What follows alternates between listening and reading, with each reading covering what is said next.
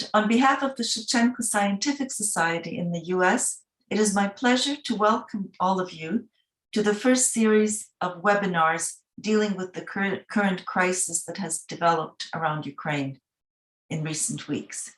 Today, we have invited 4 distinguished scholars to provide us with a perspective both from here in North America, from Europe, and on the ground in Ukraine. This is obviously a rapidly evolving situation, and we are all monitoring events closely. My task today is to introduce our moderator and commentator, Margarita Balmaceda, Professor of Diplomacy and International Relations at Seton Hall University, and a foremost authority on energy politics in the post-Soviet space. She is the author of a number of monographs on the subject, including her recent book, Russian Energy Chains, The Remaking of Technopolitics from Siberia to Ukraine to the European Union, in 2021, which looks at the triangular energy and power relationship involving Ukraine, Russia, the European Union, and in particular, Germany. Professor Balmaceda is an associate of the Ukrainian Research Institute at Harvard University, and she is also a full member of the Shevchenko Scientific Society and a member of the board of directors. Welcome to our seminar, and please, Margarita. Good afternoon, everybody. Good evening in Ukraine and in Europe. I am really pleased to see the Taras Shevchenko Scientific Society of the US taking a proactive role in supporting the clear discussion of such important issues that are happening today. We are seeing no less than the fate of a sovereign state at stake. And it's very important that both the community as a whole and our members are fully informed. That is why we have named our event today a look behind the headlines, because there are many things that do not make it into the headlines, which are tremendously important. In order to look behind the headlines, we have been very fortunate to be able to enlist 3 foremost experts on different aspects of Ukrainian politics and foreign policy and relations with the Atlantic community, with European states such as Germany, and I believe we will gain very important insights during our discussion. Let me briefly introduce them, then I will say a few words about how we will proceed, and then we will get started with our discussion. So our first panelist will be Oksana Shevel, my beloved colleague of many years from HURI and many other academic organizations. She's an associate professor of political science at Tufts University, and there she teaches and researches on Ukraine and the post-Soviet region. The main focus of her research are the sources of citizenship politics in various post-Soviet states, as well as more recently on religious politics in Ukraine. She is the author of the book Migration, Refugee Policy and State Building in Post-Communist Ukraine, which has received several awards and was published by Cambridge University Press in 2011. She is very active in the academic community as a member of the PONARS Eurasia Scholarly Network, as a country expert for the Global Citizenship Observatory, as an associate of HURI and the Davis Center, and last but not least, and this is really something very important and where we all are very indebted to Oksana, she for many years has sacrificed herself through service to scholarly associations dealing with Ukraine and beyond Ukraine, most recently as the current president of the American Association for Ukrainian Studies, AAUS, and as vice president for the Association for the Study of Nationalities. It's really wonderful to have you here, Oksana, especially knowing how busy you have been in the last weeks. Our second speaker joins us from Ukraine, a very unique colleague with unique expertise that's going to be very, very relevant for our discussion today, Volodymyr Dubovik, who is associate professor at the Department of International Relations and director of the Center for International Studies at the Odessa Meshnikov National University in Ukraine. He has many, many years of expertise in studying US foreign policy, transatlantic relations, both in Ukraine, but also here in the US, as visiting scholar at the Woodrow Wilson International Center for Scholars in DC in 1997, 2006, 2007, at the Center for International Security Studies at the University of Maryland, at the University of Texas and Austin, and I could go on and on with this list. So this is a person who knows very well US foreign policy and also the transatlantic relationship and Ukraine's foreign relationship with the US and transatlantic community. He has written many articles on related issues, and he's also the co-author of the book Ukraine and European Security, published by Macmillan in 1999. And his main areas of expertise are transatlantic relations, US foreign policy, Ukrainian foreign policy, and very important for our discussion, also Black Sea security, something that has not been discussed at length, the Black Sea aspect of this crisis. And I think this is something where Volodymyr's input will be highly appreciated. Last but not least, we are joined by Andreas Umland. I think he is somebody who perhaps needs no introduction, but I will introduce him nevertheless, who is an analyst with the Stockholm Center for East European Studies at the Swedish Institute of International Affairs, as well as an associate professor of political science at the Kyiv Mohyla Academy in Kyiv, and also editor of two book series, Soviet and Post-Soviet Politics and Society, and Ukrainian Voices at the Ibiden Verlag in Stuttgart, which are also distributed by Columbia University Press here in the US and in other English-speaking markets. Andreas is a very important player in bringing together academic research and policy analysis. And I would say that it's no exaggeration to say that he has been not only a key person, but the key person for bringing Ukraine and issues in Ukraine to the consciousness, not only of German public opinion and academia, but also Western European and Western in general. And most recently, we are very, very thankful for his work in coordinating and bringing to life an open letter by 73 key German academics and policymakers in defense of Ukraine. This initiative took place a few weeks ago, and if you want to read the letter, look at the names, this can be found in the Entesha's Facebook page. So this is a tremendous combination of expertise, very important expertise, and I'm very, very thankful for the three of you for making time to join us today, and also very thankful for Entesha for allowing this opportunity to educate ourselves and also our members and the community at large. Let me say a few words about how we will proceed. First, each of the panelists will speak for about 10 minutes on some areas that they each consider especially important. In the case of Oksana Shevel, who will be our first speaker, this has to do with the Ukrainian domestic politics side of the issue, what this means in terms of Ukraine's ability to withstand threats from Russia, and also what does this mean in terms of Russia's game plan in Ukraine, and I'm sure many other topics. Our second speaker will be Volodymyr Dubovik. He will be discussing, among others, the Russian game plan as far as we know it, and also how this fits in with broader NATO and strategic concerns. Last but not least, we will have Andreas Umland, who will be talking about something that is very, very topical today, the role of Germany in this interaction and how German-NATO relations and German-Ukrainian relations interface in today's crisis situation. After those brief remarks, I may come back with a short number of questions for the panelists, perhaps a couple of issues on which it would be important to have a little bit more detail.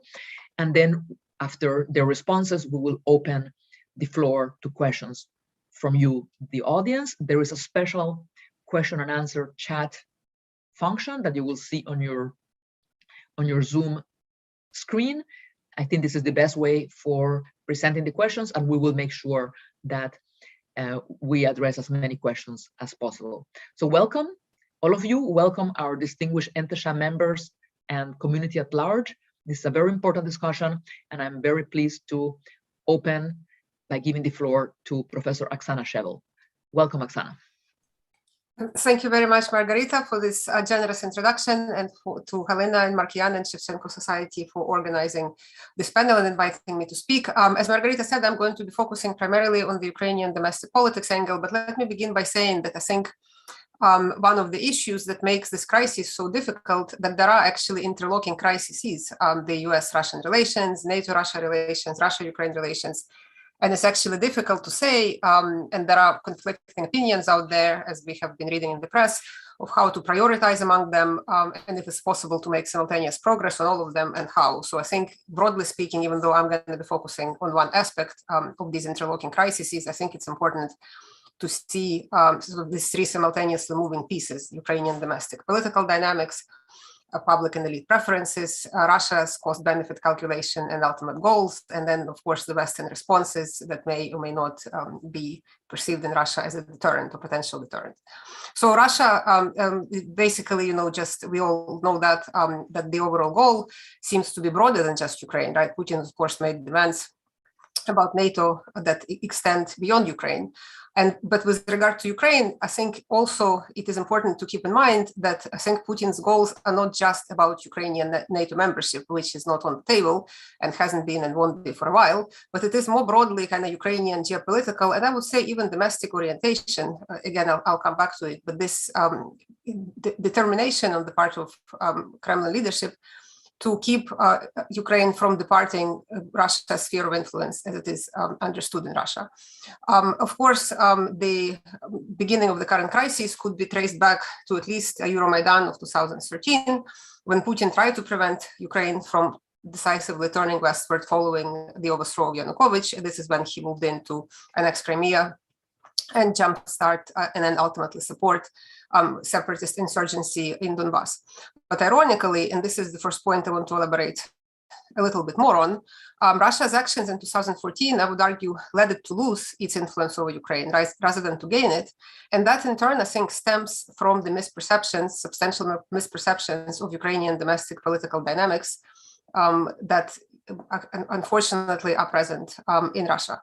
And in turn, this scenario that Russia achieving some kind of objective of establishing control over Ukraine now by force, including through an invasion, I think are quite illusory. And again, I'll elaborate on that second point as well. So again, I want to talk a little bit about how Russia's actions actually led it to lose influence over Ukraine, why there seems to be little understanding of this relationship in Russia, and then how given the sea change in public opinion and the lead dynamics in Ukraine since 2014, I think would be very difficult for any of these scenarios we've been reading in the press, as in proxy government following blitzkrieg military victory, to actually materialize. So let me say a little bit more about this. So with regard to Russia losing influence over Ukraine, it's actually, again, as I said, I think it's really ironic given what happened in 2014, 2013, because Russia had many levers of influence in Ukraine since 1991, from the Russia-friendly electorate in the south, in the east, to the oligarchs, Ukraine's dependence on Russian natural gas, penetration of Russian media in the Ukrainian space. And I would argue that none of these levers really disappeared following the departure of Yanukovych. Ukraine had showed this electoral pattern when basically presidents would come to office with the support of either center-west or the southeast part of the country with certain geopolitical promises, be they sort of more friendly towards Russia or more looking towards the West. Invariably, the presidents would disappoint the voters by failing to deliver on the anti-corruption promises, economic reform, and so forth, and then they'll be voted out by another quote-unquote half of the country, and a president of a different geopolitical orientation would come in. I think had Ukrainian electoral geography did not change following annexation of Crimea and separation essentially of Donbass, we would have seen much of the same pattern continue after 2013. I think it's more likely than not that pro-Western president elected in 2014 could have been replaced by somebody much more friendly towards Russia in 2019. Electoral geography would not have changed. Euromaidan had lopsided regional support. And Russia would have basically preserved many levers of influence, right? It wouldn't have been sort of Ukraine fully delivered to Russia, of course, but certainly, NATO would not have been happening, as it is still not happening, and Russia could have had keep quite substantial influence over Ukraine. But of course, as we all know, instead of sort of continuing to use the levers of influence and take advantage of the electoral geography that was in many ways in Russia's favor, Russia moved to annex Crimea, ferment insurgency in Donbass, and by doing this, cut about 12% of the most pro-Russian electorate from participating in Ukrainian elections. And secondly, generated really a sea change in Ukrainian public opinion, both on attitudes towards NATO and on attitudes to Russia. I gonna give a few illustrative numbers from the opinion polls just to illustrate this point, how much public opinion changed. And again, I would say it's a direct consequence of Russia's actions in 2014, seeking to keep Ukraine in Russia's sphere of influence. If before 2014, no more than 20-25% at best supported NATO membership for Ukraine, now this figure is well over 50%. And there has been change not just in the center and the west and nationwide, but also in the traditionally more pro-Russian southern and eastern regions. Recent research by Mobilize Network and Professor Onuch and co-authors found that in the southern and eastern regions of Ukraine, support for NATO doubled, and now for the first time, actually plurality in these regions support NATO. So what does it mean for possible invasion scenarios? I think what it means that in case there is an invasion, either sort of medium scale, large scale, whichever scale it is, there would be very widespread resistance, and not just in Western regions. Again, according to the polls, over 50% of the population is prepared to resist, some 33% of them with arms in hand. Of course, the actual numbers may be different, but what basically this widespread popular resistance to the idea of Russian domination would make any kind of control of the territory or rule of the Ukrainian territory through some kind of Russian proxy government from afar, following blitzkrieg military victory, really illusory. So if we think through that, and maybe we'll have time in the discussion to think of these scenarios in a little bit more detail, but I honestly don't see how Ukrainian leadership would actually fall in the case of aggression. I think if anything, we would see potentially rally around the flag effect of people supporting the government. And if, say, Zelensky government were to be overthrown, it would not be replaced by some kind of pro-Russian puppet government, by on the more nationalistic government. And if Russia somehow tried to install a pro-Russian government, puppet government, this government would have absolutely no legitimacy. It would not be supported by any part of the public or elite group or institution. So then the question becomes, how does this government rule? And the only way it could rule would be sustained by military backing of Russian army, which essentially means full-scale occupation with hundreds of thousands of troops committed for a long time and active insurgency. Is Russia prepared to engage in this protracted bloody war, face massive sanctions, international isolation, and still not be able to achieve its goal of controlling Ukraine? We, of course, don't know the answer to this question. Well, I certainly don't. Really, only Putin does. But to me, it's actually not surprising when Zelensky was downplaying the imminent threat of Russian attack. I think this, this understanding is rooted in better understanding of the consequences of Ukrainian domestic politics for the Russian plans, at least as they have been made known in the press. So again, that raises the question, kind of to the second point I want to come now briefly. Why do we have such misperception of Ukrainian political dynamics, and I would say disregard of Ukrainian domestic political process in Russia? And to me, it raises the broader question, how is Putin making decisions, and is he even a Russian elector? We see time and again, and Putin is on record saying it himself, outright dismissal in Russia of Ukrainian public opinion data that shows the changes that I just talked about.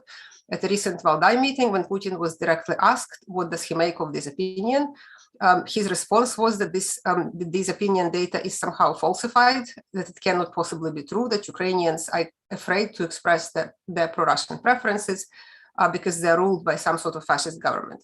So there is really sort of dangerous creation of this alternative reality, and I think it does stem from this broader understanding that Putin has with regard to Ukraine, that it's not really a real country, that they're really part of Russia, of Russian nation, and therefore cannot possibly, by definition, like organically, have sets of opinions that would be different from what Russia wants. And if these opinions are being, somehow publicized, they must be falsified, right? So it really creates this dangerous alternative reality of misperception that Russian army might be welcome as liberators, right? And I think that is something we're thinking about, is Putin really a rational actor?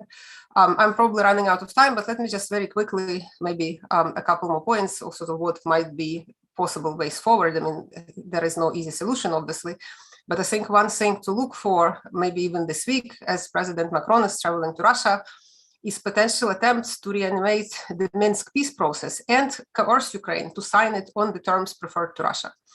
We can go, I don't have time now, but we can certainly go more in the details in the Q&A of the Minsk process. But I think the real danger is that this agreement is quite vague, and Russian interpretation of the so-called special status that Minsk agreement provides for essentially would strip Ukraine of sovereignty by giving veto power over foreign policy and probably a broad range of domestic even politics decisions to the separatist proxy governments in the so-called LNR and DNR. So again, I think to the West, it could be presented as potentially, Ukraine solved quote unquote domestic conflict and the war is avoided. But if we really look at what this agreement is about, if it is implemented on Russia's terms, it essentially allows Russia to achieve the exact same objective it is now threatening to achieve by force, to deprive Ukraine of sovereignty and keep it in Russia's sphere of influence. Only it would be done by way of this proxy government. So this is something, again, like sometimes these are presented as two different things, but I think it would be useful to see them together. I'm going to end here, Margarita. I know I'm probably out of time. Thank you all. Thank you very much, Oksana. Really interesting points. We will be following up on some of those briefly. Very interesting questions concerning the Minsk agreement and the connection, for example, between the current military pressure and some particular outcomes in the Minsk process or quote unquote process. We'll be going back to that in a few minutes. Thank you very much, Oksana. Let me give the floor now to our esteemed colleague, Volodymyr Dubovik. Thank you, Volodymyr. Thank you. Thank you so much. Let me join Oksana by thanking everyone who is involved in putting this panel together, everyone at Shevchenko Society, but specifically Halina, Markian, and others. It's a great pleasure to take part in an event organized by such an esteemed institution as the Taras Shevchenko Scientific Society.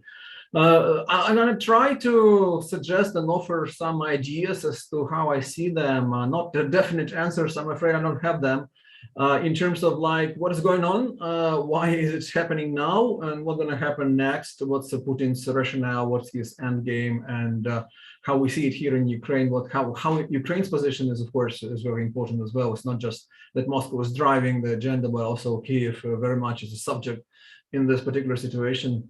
Like I said, I don't think anyone was clearly knows what's going on.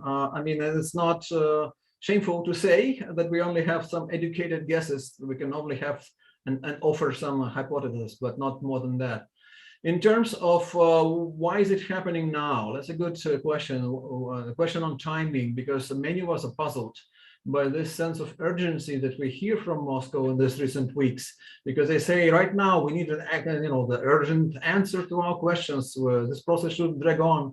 It's very important to us. It's essential, and so on. It's hard to say.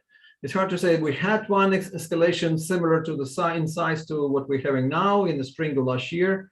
It wasn't coupled with such a rhetoric propaganda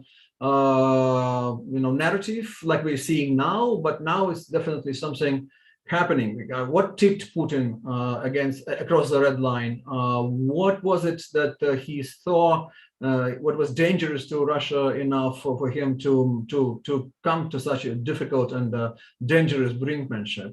I think it's a number of factors here. First of all, perhaps there is something with domestic setting in Russia. A lot of people saying that in this murky, non-transparent, Byzantine-style Russian decision-making process has been some upheaval rather of siloviki, people who are in charge of law enforcement agencies and hardliners and hawks, and they probably have the upper hand, and all moderates are basically pushed to the sidelines. But that could be the case in Ukraine as well. Putin is dealing with Zelensky, who has proved himself not to be a very easy counterpart. And in many ways, Putin was disappointed. He thought initially perhaps that it will be easy for him, an experienced politician, to deal with a rookie Zelensky when he came to power in 2019, but that didn't happen. Quite quickly, actually, Zelensky made quite a few strong steps vis-a-vis Russia, including putting several Russian pro-Russian channels, TV channels off the air, including putting Putin's main man in Ukraine, Mr. Medvedchuk, under house arrest, and many more. So it's really irritating to Putin that this little man in Kyiv is somehow still, sending these messages to Moscow, this great, powerful capital of Moscow. There is a Ukraine-NATO cooperation, of course, and I think we should believe Russians when they're saying that what they're seeing is that Ukraine, even without a clear membership perspective, is already becoming such an active partner for NATO. Is what they say actually in Moscow, that's a de facto member of NATO, even without a membership perspective. There is so much intensive cooperation in the last few years, to the extent that probably in Moscow they see Ukraine slipping away. Not drastically, not to the extent that Ukraine now better trained, better equipped, and a more experienced army would actually be on the same level, with the same scale with the Russians. It's still a asymmetric conflict, of course, by far. But the correlation of forces is changing in Ukraine's favor, and that's probably what Putin felt. Another thing is there's few things developing in the Black Sea. We mentioned already the Black Sea. There is so much presence of NATO now in the Black Sea. There is naval base being built with help from Canadians and primarily British. There is a major training missions here as well. Americans gave money to create Coast Guard stations, I think in Mariupol, Berdyansk, and there was a plan also to do one in Odessa. So there is so much ongoing here, and he doesn't like it, Putin, I mean. And that's another thing that he's probably decided that he should do something. And then finally, on American side, it's hard to discard the impression that Putin saw in President Biden coming to the White House an opportunity to try and squeeze him and prone him into, maybe bait him into some kind of conversation and negotiation, seeing him willing to be engaged in this personal diplomacy.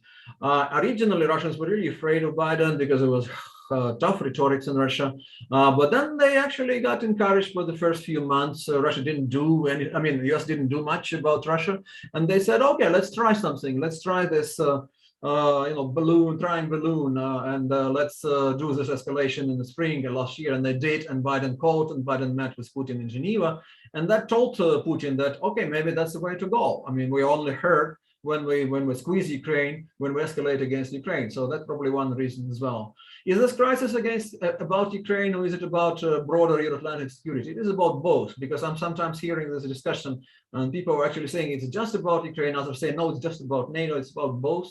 And Ukraine is a key element here. It's an essential element in this situation. The key really lies for Putin in Ukraine. He really cares about Ukraine. I'm afraid Putin is not that rational anymore. We used to know him, the shrewd and cool tactician who knows how to behave and make several steps and think a few moves ahead. Right now, I think he is really turning into ideologue, into someone who is very emotional, too passionate about Ukraine. They say that he actually personally wrote that article last summer about Ukrainians and Russians being one people. That could be true, I mean, or not, but he really cares about this thing. And the more times he is repeating this mantra, the more is the chance that he really believing in all of this. I mean, originally we often saw Russian propaganda, and it was clear to say that they're lying, but the more times they repeat the lies, there is a higher chance that they actually start to believe them themselves. So what's going on? Still two ways to explain it. I mean, we are into not just weeks, but months now of seeing what's going on. But it still could be a preparation for invasion, or it still could be a big, huge, major, expensive, systemic intimidation game, a bluff. Could be both ways. If it is an invasion, of course, we would like to know, at least sometimes in advance, and what kind of invasion, where, because there are so many options, and Putin is probably still weighing them, those options. I can picture him sitting at that huge table that they have when they meet with Macron today and others, like many. I think it's like half of the field for the football or something, that table is. And that table is full of these scenarios, of these plans, of these game plans. And he is looking through one, looking through another. And then at some point of time, he would say, okay, let's do this. because he might be not taking decisions himself. Could be that he's not taking decisions himself yet. There's also hybrid threats. They're never gone. In addition to what we're seeing with expectation of probable invasion, there are hybrid threats. There is a cyber attack against Ukrainian ministers and agencies' websites. There are calls to schools, high schools in Ukraine on a massive scale, hundreds a day sometimes, telling that there is a mine in the school, and the apparent relevant services have to go and check, of course, and that's putting a toll on Ukraine. So it's really nervous. It's tense here. No one is panicking. Actually, here in Ukraine, I think the prevailing attitude is very stoic, I should say. Some people are nervous, but not in a mode of panic and hysteria, including President Zelensky. Some would say probably way too cool and calm. And sometimes when he's saying, I'm not seeing the signs of preparation for a full-scale invasion, if he is really doing it to send a signal to the economy that let's not panic, let's not lose the capital, let's not do the capital flight here, because even without the war, there is a logic when he says, even without the war, even a single shot, Russia might already win if they, instigate this frenzy around Ukraine and we lose money and economy struggles. But sometimes for my taste, there is too much of daylight in between what Washington says and sees and says and what Kyiv sees and says. And that's a big area. I wouldn't go there. Don't have enough time. If there is a question on this, I would be happy to elaborate. Like, why is it happening? I mean, probably several things. Zelensky wants to project himself as a strong leader who is really a subject on the international arena, not an object, not someone who can be manipulated or coerced in something. In conclusion, yes, let me say that Ukraine would not be cursed into something. Actually, Ukrainians have agency, and not just President Zelensky, but Ukrainian civil society. The limitation of what Zelensky can do, even assuming for a moment that he would say, okay, let's do Minsk agreements Russia style. He wouldn't be able to do it. He wouldn't be able to say it. He wouldn't be able to do it. There would definitely be major protest and resistance within Ukrainian civil society. And actually, some people are saying that's probably what Putin is waiting for. That's why he's pushing Zelensky towards this kind of, executing Minsk agreements according to Moscow conditions, Moscow vision, that would create some kind of a backlash and a social explosion here in Ukraine. And then Ukraine is even weaker. Ukraine is fighting each other. And then maybe even there is a context where Russia says, oh, you see, Ukraine is in turmoil. We have to move in. We should be a peacemaker or something. So there are many explanations of what's going on, but I think we still haven't seen even the preparation to the main stage of events. And I'm myself quite worried, living here in Odessa, which is strategically located in such a way that it could be one of the directions of Russian blow if they decide to go military way. But at the same time, we're still trying to decipher and figure out what's going on and how to do better. And we appreciate enormously the support of all the countries, including the United States, in these difficult times for the country of Ukraine. Thank you.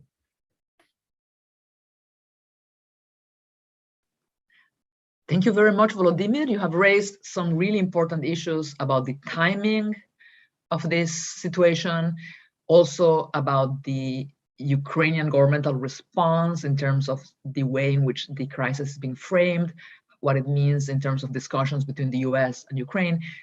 We are certainly going to be following up on those issues in a few minutes. Thank you for flagging those. And also very interesting to have your perspective from Odessa, again, an geographical area and a vector of aggression that has not been really discussed very much here in the West.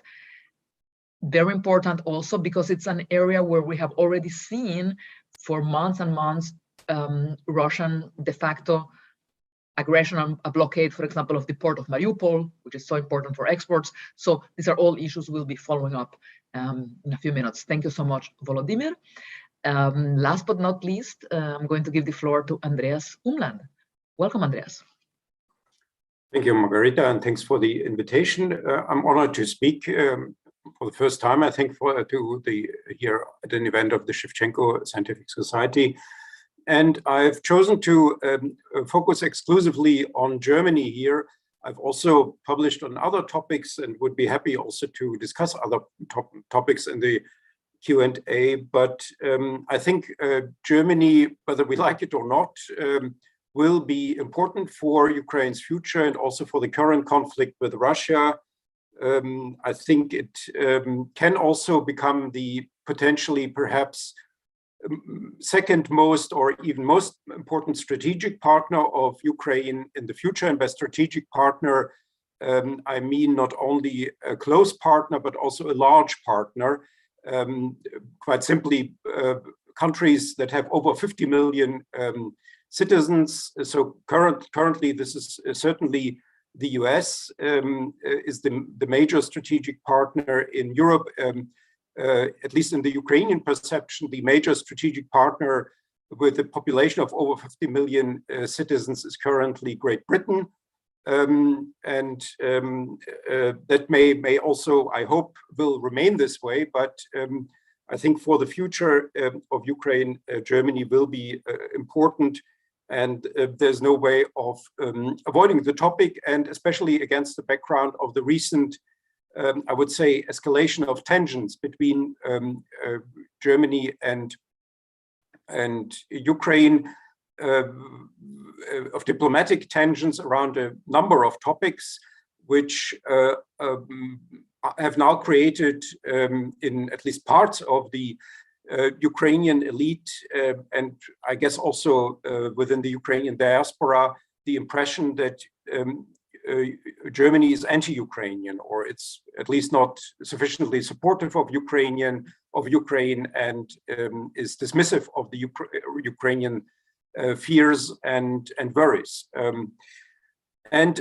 What I want to do here is, against the background of the letter that Margarita mentioned in the beginning, where we had this letter very strongly criticizing the German government's approach to Eastern Europe, in a tone that many of my colleagues, I've written basically to everybody in Germany in the field, has led to not sign the letter because they thought the language is too adversarial, is too critical of the German government, is too much of a condemnation of basically the last 30 years of German policy towards Eastern Europe, the so-called Ostpolitik. I've also organized similar letters before. But against this background, I want to now present here somewhat of a defense or explanation or even apology of Germany, also because the heading of our panel is behind the headlines. So I want to sort of say a few things maybe that are behind the headlines and are, I think, should perhaps help to distinguish between what I would call an ideal and the real Germany. And I will argue that the real Germany is actually better than its current image. And what, for instance, happened today, that President Zelensky has basically refused to meet the German foreign minister, Annalena Baerbock, in Kiev, who was today in Kiev under the pretense that he doesn't have time for the German foreign minister, although she was in town. I think that is an expression of, I think, a misunderstanding of the real Germany and, sort of wishful thinking about an ideal Germany that is misguided, and I think that this basically misreads the German discourse, which has its pathologies but is not anti-Ukrainian. The most problematic part, of course, of the German-Ukrainian relationship does not actually relate to Ukraine, but relates to the special German-Russian relationship, which has a number of pathologies. I can recommend on this a particular story, which is a centuries-old story already, a recent book published by John Love in English language.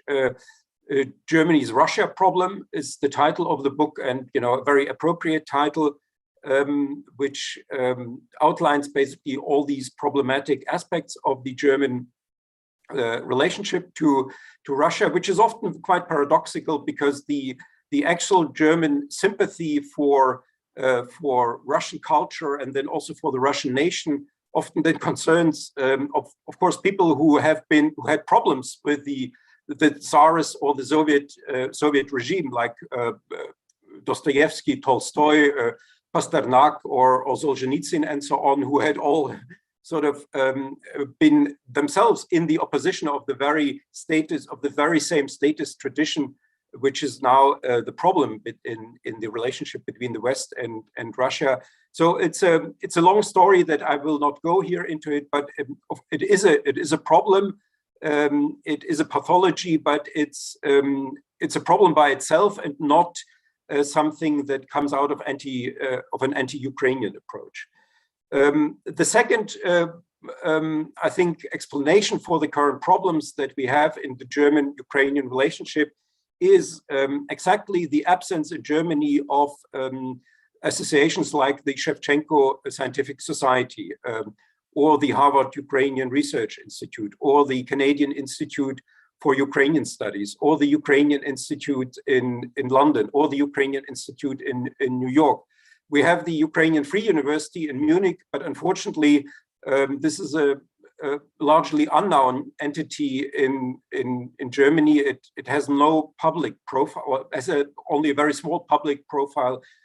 It focuses more on the education of Ukrainians living in Bavaria, and it's now trying in the last years to become more publicly active. But the sad state of German Ukrainian studies has also something to do with Ukrainian inactivity in Germany. So we have, for instance, much more going on in Britain in terms of Ukrainian studies, and surprise, surprise, Great Britain is today one of the major friends of Ukraine in this tense situation. So that is also something that that is not only a problem of Germany, it's also a problem of Ukraine, and if I may say so, also of the Ukrainian diaspora. A fourth, also I think rather touchy issue, I would say, I suspect, especially for the Ukrainian diaspora, is the special attitude in Germany towards historic fascism and the contemporary far right. This is something you have to consider. This is simply a fact of German public discourse. So collaborators with the Nazi regime will never be accepted as something that is, that Germany should somehow accept. And also the far right is a big topic in Germany. And it has been, by the way, also a factor that has been a problem in recent years for Russia's image in Germany because of the close cooperation of Putin's regime with many far-right parties. So that has been actually quite an argument also in the German public discourse against Putin. The fifth and most fundamental, I would say, problem, however, is a German foreign political thinking and geopolitical thinking that is very different from Ukraine's, and I would say also distinctly unsuitable for the current situation of the countries in what one could call the gray zone of Eastern Europe, of such countries as Ukraine, Georgia, and Moldova that are not included in major international organizations. So we have in Germany over the last 70 years, we had the luxury of basically being in a very safe situation, being protected by American arms, being members of NATO and the European communities, then European Union. The last 30 years, we have been surrounded by friendly countries. And on the basis of this, we have developed, and now I'm speaking here as a German when saying we have developed a view of international politics that is simply unsuitable for the current conflict between Russia and Ukraine, which is and this view is about multilateralism, pacifism, idealism, soft power, and so on. All these things are very important for how Germans think foreign policy should be conducted, but it's unsuitable for a confrontation with a country like Russia. And these prerogatives then have also led to a whole number of, I think, failed approaches in German policy towards Russia, the inclusion of Russia in the G8, in the Council of Europe, which all of which was supported by Germany, the strategic partnership of first of Germany, then of the entire EU with Russia, the modernization partnership, the invitation of Putin to the Bundestag, and so on. These were all, I think, these now turn out to be all false or unhelpful policies that have now led us to this sad situation. But they are also not expressions of anti-Ukrainian or policies, and they are not necessarily expressions of a support of imperialism. And the most recent sort of expressions of this are the well-known Nord Stream 2 problem and the most recent problem here with the delivery of weapons to Ukraine, which has now turned out to be the major sort of topic and spoiling German-Russian relations. But again, I would present here a partial defense of this or an explanation of this, in that the Nord Stream projects have been driven by, again, a misperception of East European geopolitics, idea of interdependence with Russia, and that this would then create more peace in Eastern Europe. There is the famous slogan of Annäherung durch Verflechtung, approximation through entanglement.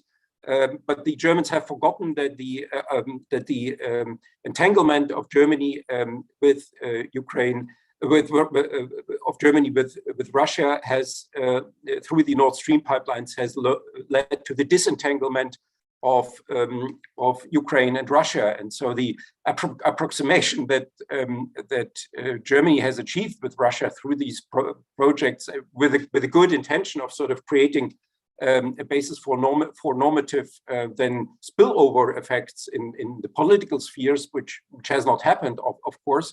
This approximation in the economic sphere has led to an alienation between Russia and Ukraine, and then to the annexation and to the war.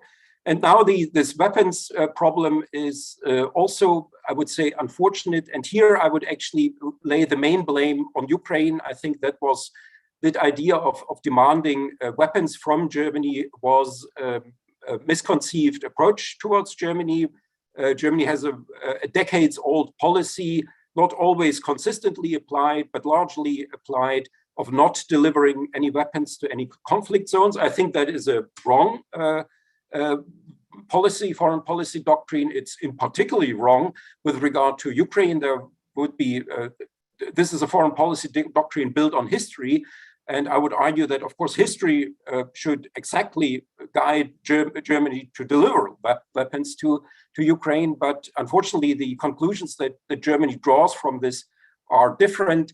However, this is also not an expression of an anti-Ukrainian approach or of a pro-imperial approach. This is a result, I would say, of naivete, of wrong sort of paradigms in general foreign policy thinking that are now spoiling German-Ukrainian relations. And we should not forget that Germany is one of the major donors of Ukraine. It's very active in such fields as decentralization, academic exchange, energy transformation, cultural projects, and so on. It's extremely engaged here in Kiev and in other cities as well, not only in the capital.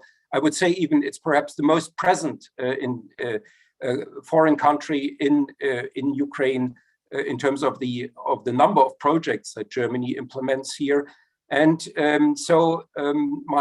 would simply pledge here also to use this venue here to pledge that we shouldn't let these topics that are problematic spoil the future relations between Germany and Ukraine. And I think actually that if it comes really to an invasion and a major war, Germany will be actually coming out very much on the side of Ukraine, because then this sort of pacifist approach will play out to the advantage of Ukraine, and we will hopefully then see a major change in German Ostpolitik.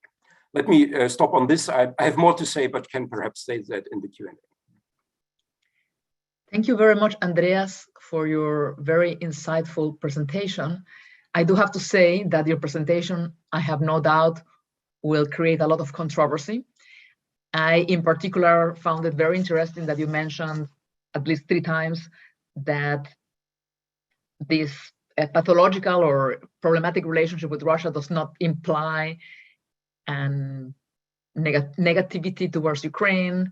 You use different words, but I think that was the message you wanted to say. And I think many people will challenge that. I think this is a very, very complex and deep issue to discuss, which I hope perhaps we will have the opportunity to do in another panel or in another publication. Thank you very much for the issues you have raised. Let me now take a few minutes to engage briefly and to take advantage of my role as chair for asking one follow-up question to each of you. I'm going to start with Andreas because this is hot, still hot in people's memory, what you have been talking about. Then I'll ask Oksana and Volodymyr just one question for a quick reply. So, Andreas, you have mentioned very interestingly how some deep-seated German views about geopolitics, about Germany's role in the world, about Germany's role as a weapons supplier, and about the role of economic interdependence and pacifism as opposed to active engagement are important and how they play a role here. You have also noted that it is a long-standing German policy not to supply weapons to conflict areas. I certainly understand that.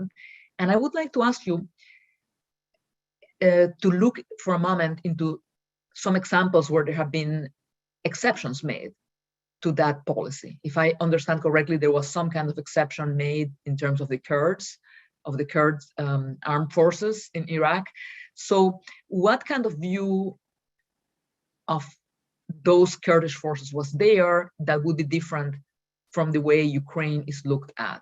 Or is it something where so little is known about that group that it was very easy for whoever was pushing for that to get it through in terms of policy? So let's just briefly touch upon this, and then I'll move to Volodymyr and Oksana. Yes, as I mentioned, this general policy is not always consistently applied. Germany also participated in the bombing of Serbia in 1999. German planes participated in that. And we have a discussion on this in Germany, and there are more and more actually politicians who are coming out on the side of actually also making an exception here.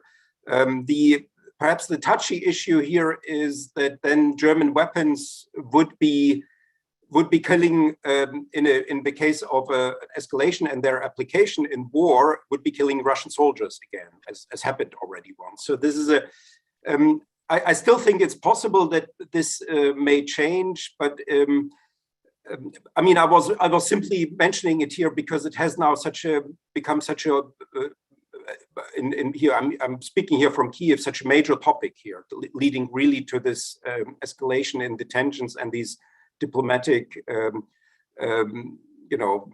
unsuitable situations. And what I see simply is that this is played up to such a degree now that it's not unhelpful anymore, and it's sort of the real issue that I want to talk about is that Germany has instruments that are far more important than German weapons, that it can apply political, economic instruments, and that is what Germany should be talked about. It can be much more relevant for Ukraine as in terms of sanctions against Russia. It can be much more relevant in terms of economic support for Russia. Germany can be much more important in terms of political support within the European Union, let's say, for Ukraine, economic support for Ukraine. Sorry if I mixed that up. So Germany has a lot of other potential that it can bring in, and about which one should speak with Germany. But this talk about weapons is currently, at least, it's untimely. Maybe in a few years, or maybe even in a few months, we may be already at another point, and the German position will change on that. But currently, I think this insistence of Ukraine on the weapons issue is simply destroying the trust that has been built up in many other fields between the two countries. And Germany is a problematic country, but it's also, it has been also helpful to Ukraine in many ways over the last 30 years. And as I said, there are lots of programs. These are not the right programs right now. Why decentralize Ukraine if in the situation of war? This is not a priority. But that's simply because Germany is not used to these situations and to dealing with them, unfortunately. Just as a matter of factual information, has Germany sold weapons to Russia? Because I've heard different things about here, and I want to ask you. At least not recently. There have been some in the past. There have been some cases that when certain technologies were sold. I'm not now up to date on that, but not recently. Certainly not. Thank you very much, Andreas. Let me ask a follow-up question of Oksana. You very interestingly noted how the situation in Ukraine today is vastly different from the situation in 2014, in part, paradoxically, because of the loss of territories where historically there had been a percentage of the population that was perhaps distrustful of Kyiv. So your view is that the idea of a proxy government or some kind of comprador government supported by Russia is not really realistic. So how within this context do you interpret or contextualize the news in early December of a plot being discovered about Russia trying to engage a major Russian oligarch to launch a quote-unquote coup against the Zelensky government? How do you interpret that? Do you see that as faithful information or itself as a political plot? Any thoughts on that, Oksana? Thank you, Margarita. I think it's actually also my answer would probably pick up on the similar questions I see were posed in the chat about this misperception and sort of why West talks about imminent invasion and in Ukraine then downplay it. I think there are a couple of things worth mentioning here. First of all, I think broadly speaking, that when, say, somebody who is, say, military analyst, right, like looks at the situation from the outside, you see this like amassing of the army, right? You count the planes, you count the ships, like whatever, like, and it's clear that Russia has humongous advantage, right? So if you just look at it sort of these like military kind of might, it seems like what else can there be, right? They're going to crush, Ukrainian resistance and then they achieve what they want, right? But if you sort of then start taking into account domestic perceptions, right? Domestic realities, like what actually, like how do you take control, right? I mean, these scenarios from puppet government to encircling the large cities, I think Bild had this leaked, scenario, which is very similar. Right, and the idea is that the large cities would be encircled after the army is defeated, and then pro-Russian forces in these cities, like in Odessa and Kharkiv and elsewhere, would deliver the city to the Russian, occupied force. I mean, anybody who studies Ukraine, this is like completely fantastical scenario, right? This did not happen in 2014, except for, with greater support in Donetsk and Luhansk, and even there, right, we can say it wasn't sort of completely domestically driven. So the idea now, given the attitudes in the society that we know about, that this is somehow realistic, just, I think, I mean, again, like it's my opinion, but I also, talk to other people who study Ukrainian domestic politics, pretty much nobody thinks this is really realistic, right? So again, we sort of have this kind of misperception. And I think in the West generally, many people, just like Russia, for different reasons, admittedly, right? Like for Russia, I think it views Ukraine as deprived of agency and sort of dismisses this domestic opinion polls because it sees Ukrainians as somehow naturally part of Russian nation, right? I think in the West, it's a different reason because, it's some small country, right? Russia is big and important, US is big and important, kind of this great power competition, right? So there is sort of less attention, maybe, not necessarily sort of in a malignant way, but just kind of under appreciation that the small countries can have some, impact, right? But I think in the Ukrainian domestic realities, and I think, I mean, I would guess this is where Zelensky is coming from when he says like, wait a second, maybe let's not, I mean, Volodymyr is right. I mean, there are maybe also economic considerations, you don't want to cause panic. But if you start thinking sort of 3 steps ahead, how do you actually control the country, right? Given this set of attitudes in the elites and the public, even this Murayev, who was supposedly tapped to be, the puppet, he's like, he doesn't want anything to do with it, right? So I think for Russia, it would be hard to even find these people. And then if they do find them, like to actually have them exercise some sort of modicum of legitimate control, right? And I think this is what maybe gives some sort of, optimism, if you want to put it this way, like can Putin really be so oblivious to it, right? And that there are now voices, I think, as again, Vladimir was referring, in the Russian military establishment, they are by no means dominant voices, but there are people who are saying, wait a second, right? Like think of even Western Ukraine after the Second World War, right? Stalin with all his NKVD without Western support necessarily, right? Or sort of universal condemnation of the Soviet Union, fought this insurgency there for many years, right? So if Putin, is facing the sanctions, right, facing severe repercussions, economic and otherwise, right, there is no casus belli. In Russian domestic politics, we know that much as well. We didn't really get to talk about it. There is not much support for some. It's not Crimea, right? There isn't sort of this, like, let's go invade Ukraine.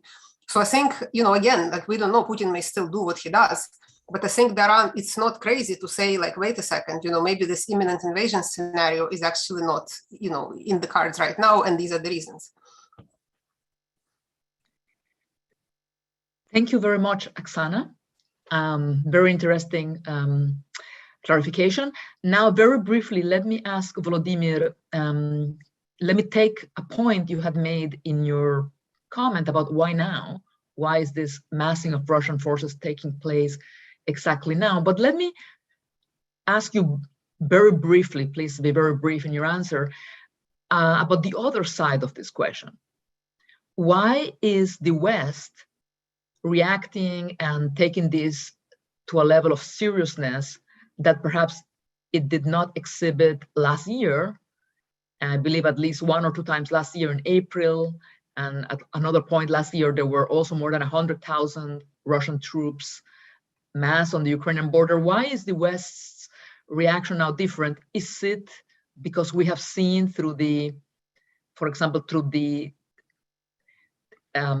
diminution, through the lowering of natural gas supplies, how Russia is willing to play its upper hand? Is it because of other reasons? What has changed in the West? Very briefly, thank you. Well, I think that there are several differences. First of all, the numbers are higher now than any previous time. And the preparations are more obvious for everyone to see for a full-scale invasion. Whatever military experts in the West I'm reading these days, and there are many, they're all in agreement. It's a textbook preparation for a full-scale invasion.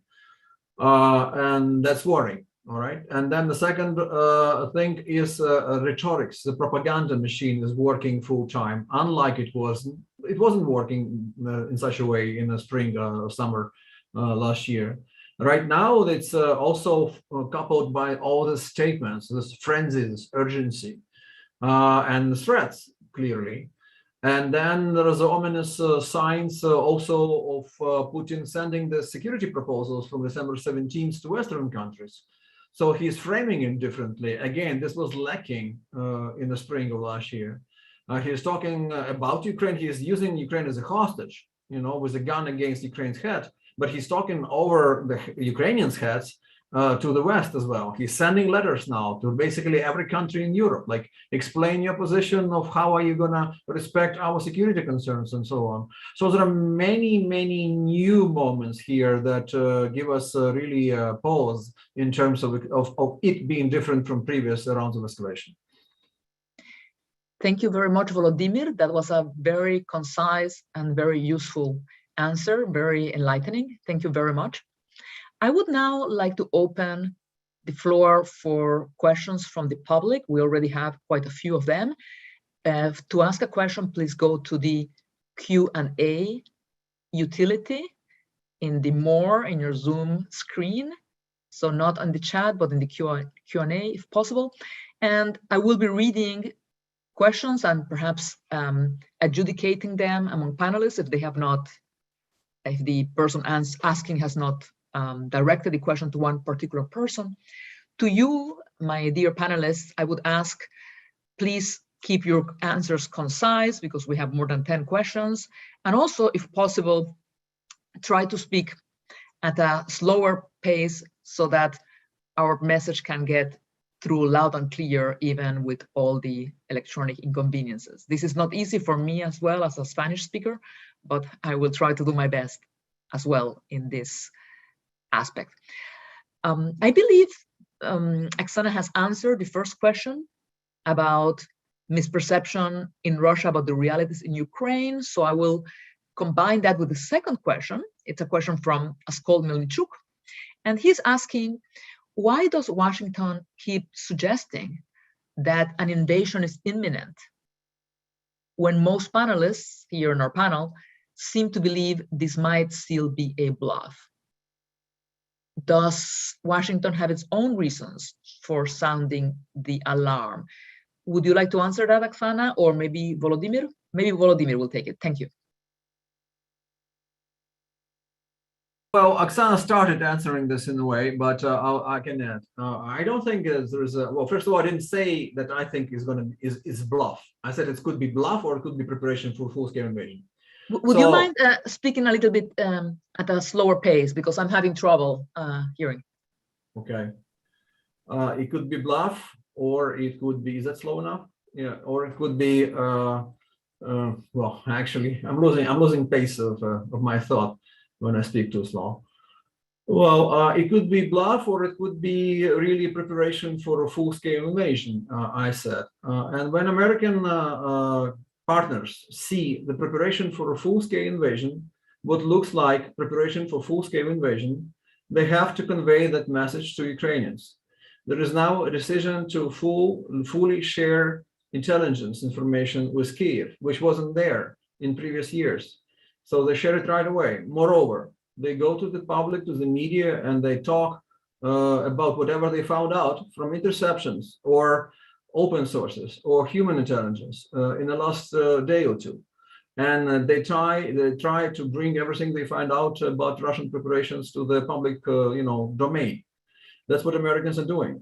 Ignore warning signs when it's really looking ominous would be responsible. And I think Washington's position is entirely predictable and the right one.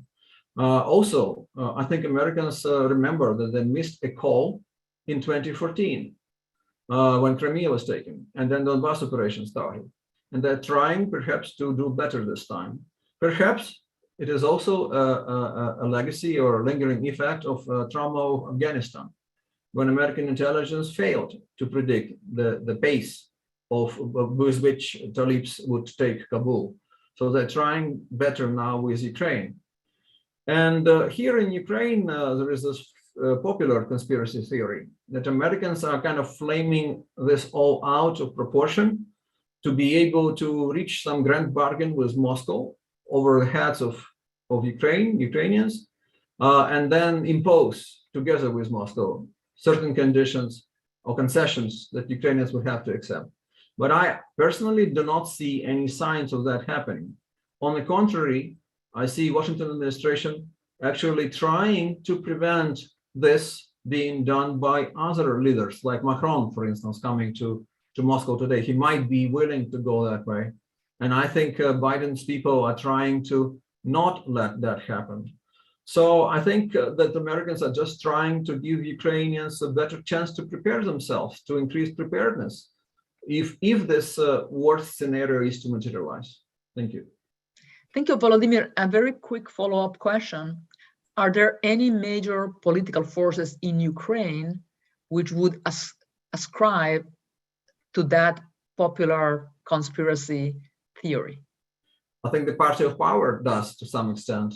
I think Zelensky does to some extent. Some people in his inner circle, they probably believe that Americans are doing it for their own interest and not necessarily Ukraine's interest. There is a certain problem with trust between Kyiv and Washington, which is dangerous now, because in these conditions, there should be a watertight, there shouldn't be any light between those positions. But it goes back to trauma of 2019, when Zelensky faced Trump and with that scandal. And it's a lingering trauma for Zelensky. He doesn't trust Americans fully. He thinks that Americans might have their own agenda at his expense, at Ukraine's expense. So he would actually believe, maybe to a certain degree, in this conspiracy theory himself and people around him. The opposition, by the way, Poroshenko people, they are actually already criticizing Zelensky for not trusting Americans more, for not siding with Americans more. So it's becoming politicized within Ukraine as well. So yes, if anyone is thinking that Americans having some kind of some kind of plans to do something behind the backs of the Ukrainians, there are actually quite a few people in the Kyiv administration these days. Thank you. Thank you very much. That's a lot of food for thought there. Let me move to the next question. It's a question related to Russia and internal conditions within Russia. I don't know who would like to take it. Let me read it aloud. It's from Lev Richardchuk. And he asks, the dismantling of civil society organizations in Russia has limited the ability to organize protests. Recently, the US-Ukraine Foundation reported on the comments of retired General Leonid Ivashov in opposition to war with Ukraine. Do these comments carry any weight in Russia? Anybody would like to take that question? Oksana. I'll just say a couple of words of, something that I actually learned from colleagues who study Russia in more detail than I am lately. I think one thing to keep in mind about Russia is how small the decision-making circle is, right? And that's actually goes, I think, also to this point, kind of, is Putin, he's amassing, doing all these textbook preparations. Does it mean that invasion is imminent? I don't think so necessarily, because to me, it's not like an inconsistent position, right? You can sort of prepare, right? But you haven't made a decision yet, right? Now, with the dismantling of civil society in Russia, but even kind of more broadly, actually the point that a colleague of mine made last week on one of the panels that was on the impact of COVID, which is not to be underestimated. How small is a group of people that have access to Putin, right?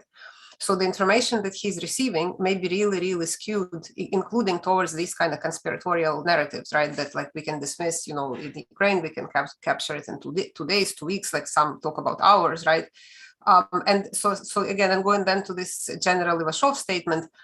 I wouldn't put too much weight in it as some sort of sign that there is a split in the Russian military or political establishment. This general is sort of like a rogue general. It has been for some years. He, I think, was a group of generals who back in the 1990s tried to either impeach Yeltsin or even like impeach Putin early on or something like this, right? So there wasn't, I think the fact that these opinions are being voiced, it shows that they do exist within some circles, but I wouldn't put too much weight in these opinions actually, influencing decision-making in the small circle around Putin. Thank you very much, Oksana. This question and also your answer reminds me, and it should remind us, that any of us who are interested in the future of Ukraine should also spend some time studying what is happening in Russia. To understand what is really behind, for example, the Russian disinformation campaign about the state of Ukrainian pipelines, something I know very well, we need to understand the real state of Russian pipelines, for example. And similarly, we need to pay attention, as we have now, to the reality of policymaking within Russia itself. So your answer is very much appreciated, Oksana. Let me turn now to a couple of questions to Andreas Umland. I'm going to start with perhaps the most vanilla question, because there were other questions. And one of our participants asks on Facebook, using your knowledge of Germany's sensitivities, in what way could the political appeals to Germany from the side of Ukraine be framed, or how could they be rhetorically wrapped in a way as to better help to potentially produce a shift in the perception of the current conflict by the German public? Andreas. Yeah, before I answer to this question, I saw a lot of critical remarks in the Q&A. I'll get to that in a moment. So let's first deal with the vanilla part. Okay. Well, but let me already start with the, because that's sort of as a pretext is necessary to say. When I want to criticize Germany, I do that in Germany. I suspect that among the currently 78 participants of the sessions are very few Germans. I think that there are very few people here watching this session that we have now that are not Ukrainophiles or Ukrainians. So why would I sort of speak here? Make yet another condemnation of Germany. The audience here is such that I felt I have to say what I said. In Germany, I'm now burned, basically. As an analyst, I'm known in Germany as a Russophobe, as an apologist of Ukrainian fascism. That is a label that by a member of the German parliament has been put on me for a letter that I organized in 2014, warning, where we warned about 50 or 30, I think it was, experts on Ukrainian politics about the danger of overestimating the Ukrainian far right. And one of the reasons that I'm working now for a Swedish center is that I cannot get a job anymore in Germany because I'm sort of totally unbalanced for the German discourse, and I'm totally sort of gone local here, and I'm not able to say anything objective anymore about Ukraine. So that is my story in Germany, which is apparently very, very dissimilar from the one here. The way to approach this is with Germany is that you have to sort of take into account these sort of things that I've just listened and try to sort of use them for your advantage. Yeah. So I mean, one of the most important things of the Ukrainian history in the post-Soviet period was that Ukraine was in peace for a long time, unlike many other post-communist countries that had wars, for whatever reason, and then suddenly the annexation happened. So that is, I think, something that for Germans would be rather important. And there should be much more, of course, talk about the Ukrainian-German history, especially during World War II, but also before and after. And that's why I founded this new book series, Ukrainian Voices, 2 years ago, which sort of exactly tries to do that, and that people simply get to know Ukraine, the culture, the history, and so on. That the perception becomes something that Ukraine is not something equivalent to Bavaria in relation to Germany, but is something equivalent to the Netherlands, perhaps. If you look at the German-Dutch relationship, then the Russian-Ukrainian one could perhaps be compared to that. So that is the rather simple task that the Ukrainian sort of culture and history and so on has to be propagated, and the largely peaceful sort of history, and one of the big issues, I think, also, which has been underused is that Ukraine has given up its nuclear weapons in the early 90s. So that is actually very much in the sort of pacifist sort of mood in which much of Ukraine is. So these are the rather simple advice I can give. I don't think there is actually much. It's very complicated actually to do that. The story is rather simple here, that actually Ukraine, if you think of it, with the Jewish with the president that has Jewish roots, these are all things that actually should change the German opinion about Ukraine, but sometimes they are not very well known. They're sort of they drown in this large Russian propaganda campaigns that are conducted by Russia in Germany. Quick follow-up. Do you feel that some existing initiatives in Germany concerning Ukraine, such as the German Association of Ukrainists, where the president is one of the signatories to your letter, Professor Wall, or the Greifswald Ukrainicum, or the Frankfurt and other Ukrainicum, are having any impact or any weight, or are there other initiatives? Yeah, I mean, there has been a clear development. I just had with colleagues an article that has come out in Ukrainian and Russian, and is supposed to come out also in German, about the development of German-Ukrainian relations in the last years, it, I think, has come out in Ukrainian on the website Hvilia, if I remember that correctly, and also in sections on Vox Ukraine has been sort of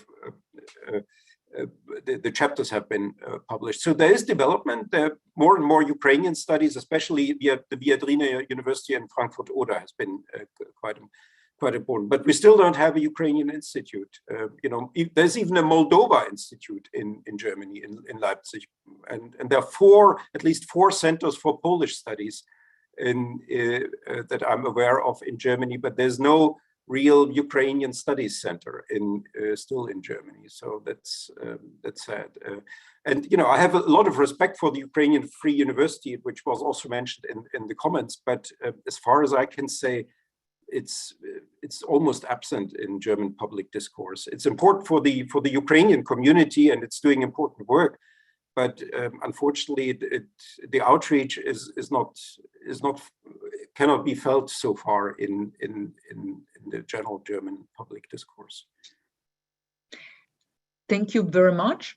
Let me turn to a very concrete question, and perhaps there is a background question behind it.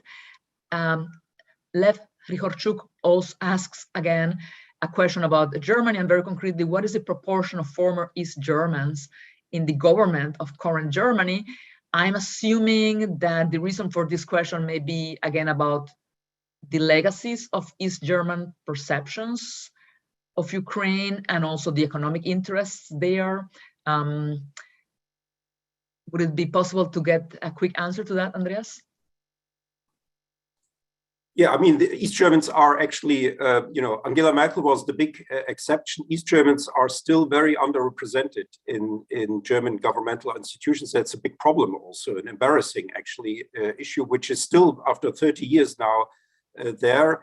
That the East German Länder are so much, have this sort of pro-Russian position has also to do with economic interests. So, for instance, Mecklenburg-Vorpommern, which where already now the gas from Nord Stream 1 is arriving, and where Nord Stream 2 will be arriving, then also if it goes online. Simply, you know, they're getting jobs and infrastructure and development and tax money, and, you know, and they say, you know, why should we care about Ukraine? We have our own problems here. And, you know, East Germany has social economic problems. We're trying to solve them. And somehow, you know, Ukraine is now becoming an issue for us, although, you know, these are just, you know, local politicians that are not very interested in international affairs. And so that is yet another issue here, that German federalism actually here plays out against Ukraine. Actually, there is and I would say an overrepresentation of East German experts on Eastern Europe in the German Marshall Fund and the Stiftung Wissenschaft und Politik Foundation for Science and Politics. You know, there are lots of East Germans, and usually they are quite hawkish. Actually, you know, they're not on Russia's side. Although the population in East Germany, because they know Russia, but they associate it with the Soviet Union as sort of lingering. And then there's also the far right. The far right is very well represented in East Germany, and the German far right parties, both the AfD and the NPD, the major far right parties, they tend to be pro-Russian. So that is, and then the far left as well. So East Germany is a problem on the whole. But East Germany is not that actually demographically that important for Germany. You know, it's not like half. It's only you know, a small part of the German population. Yes, and also we have the issue of many areas in East Germany being depopulated, having key problems in terms of bringing up their industries, which actually fits in with the significance that Nord Stream has had for some of those regional economies against the background of that economic decline. Let me add, if I may, a small vignette from my own life. I was in Greifswald in Mecklenburg-Vorpommern in October, I believe it was October 11, 2011. I was starting my year as a fellow there at the Krupp Kolleg. It was the day that Nord Stream 1 was inaugurated. And basically, Greifswald fell into a standstill because everybody had to go to Lubmin, where actually Nord Stream 1 reaches German land. And it was a huge, huge event for everybody involved. So I cannot exclude that there is a lot of issues there.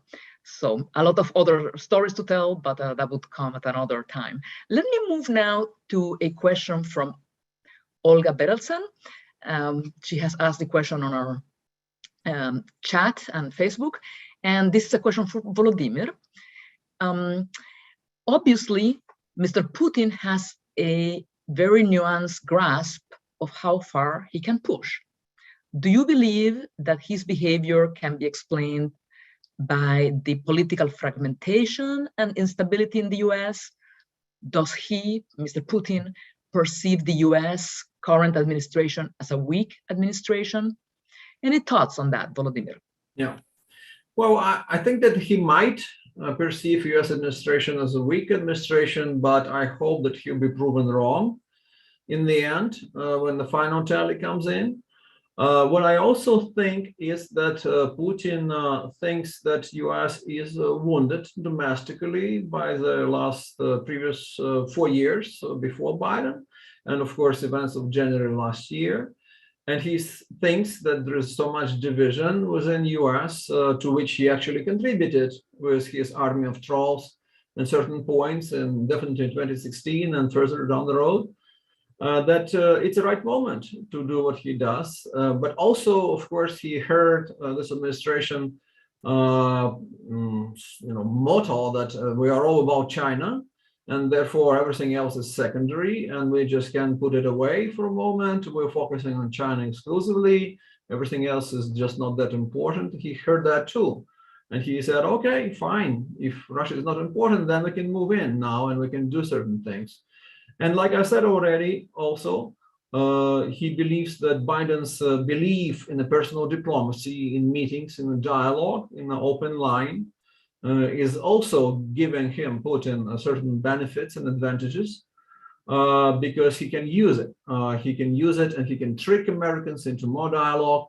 And then at a certain point of time, oops, he gives them security proposals from December 17th, and everyone is appalled, like, what are you talking about? It's not feasible. Is he on another planet? He probably is. Former Chancellor Merkel said in 2014 that Mr. Putin is living on another planet, but figuratively speaking, but unfortunately, he still lives with us on this planet and very close to Ukraine, and that's a neighborhood we don't like. That's really something that we suffer a lot from. So yes, I think there are certain considerations Putin makes about US. I think he believes that probably Russia has an upper hand with weapons, with hypersonic missiles, for instance, that he has US on their back heels, that he's recaptured initiatives, strategic initiatives here and there. And that's why he thinks, if not now, then when should Russia actually try and reschedule or reshape the European security. Thank you. Thank you so much, Volodymyr. We are getting close to our end time of 3:30, so unfortunately, we will not be able to take any more questions live, but I do want to acknowledge an important question from Lada Hrini about the German money trail, and she's noting the importance of German investments in Russia, 3.3 billion in 2018, 20% increase from the previous year in spite of sanctions. She's asking, could we address the German money trail? We do not have time to get into this question now because we're closing in just 2 minutes, but I do want to acknowledge, as a person who has studied the energy side of this money trail, how important this question is, how important the issue of German economic interest groups in Russia is, how important the issue of German investment in the Russian energy sector is, and other investments. I think this may be perhaps the topic for a separate discussion where we maybe could focus more on Germany. But I want to acknowledge the question and thank Lada for raising it. How can we wrap up this discussion? I think what has become clear is that, as Oksana Shevel noted at the start of our meeting, here we have a number of crises and issues which are being intertwined. Western relations within NATO, relations between NATO and Russia, Russia's attempt to maintain a sphere of influence internationally, Putin's desire to be considered a great player, as well as economic issues of economic interest and interest groups. So we have only scratched the surface. I encourage the Shevchenko Society to perhaps continue this series. I do understand that there will be a further panel about women in war and in this conflict. Maybe there could be a separate panel on the economics of the conflict and Russia's and European interest groups as related to it. For now, I simply want to thank our panels. Thank you for joining us, even when it was very late, especially in Ukraine, and to ask all the participants to keep your eyes on the Shevchenko Society's website and on our Facebook page to learn about new events. And thank you again for this opportunity to discuss something very, very important. Until our next meeting. Thank you.